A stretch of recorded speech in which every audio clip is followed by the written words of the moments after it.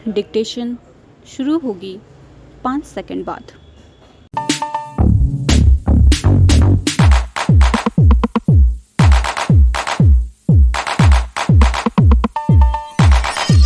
सभापति महोदय, अब मैं आर्थिक मामलों पर आना चाहता हूँ। मैं अधिक समय नहीं लूँगा।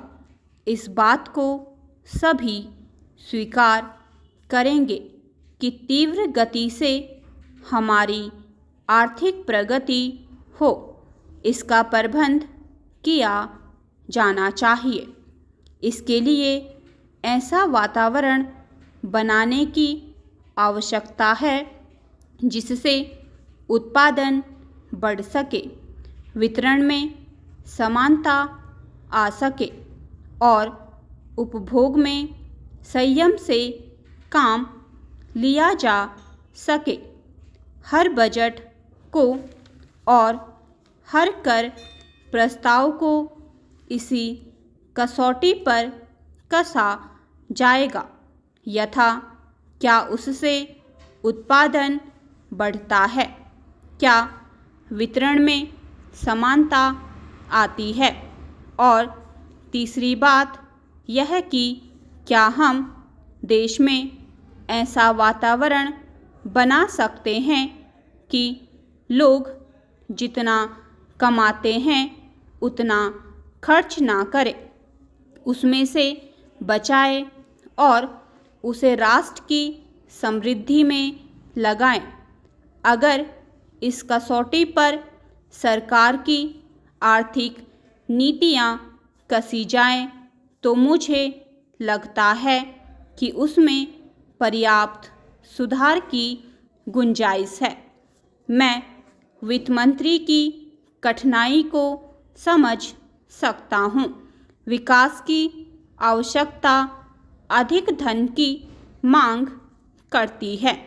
राज्य सरकारें अधिक कर लगाने के लिए तैयार नहीं हैं। वे केंद्र से कर्जा लेकर अपना काम चलाना चाहती है। वहाँ कोई वित्तीय अनुशासन नहीं है। यह सारा बोझा केंद्र को उठाना पड़ेगा और केंद्रीय सरकार कठिनाई में पड़ेगी। इसलिए मैं समझता और सुझाव को दोहराना चाहता हूँ कि राज्यों को इस संबंध में निर्देश दिया जाना चाहिए। संविधान के अंतर्गत केंद्र इन राज्यों को निर्देश दे सकता है कि वह अपने साधनों के अंतर्गत अपने खर्च को चलाए, केंद्र के कर्ज पर निर्भर नहीं रहना चाहिए। विशेष परिस्थितियों में कर्जा दिया जा सकता है, लेकिन कर्जा लेकर अपना काम चलाना यह उनका स्वभाव नहीं बनना चाहिए। अपवाद रूप में कर्जा लेकर वह किसी विशेष परिस्थिति का सामना करने के लिए प्रस्तुत हो तो उसका विरोध नहीं किया जा सकता।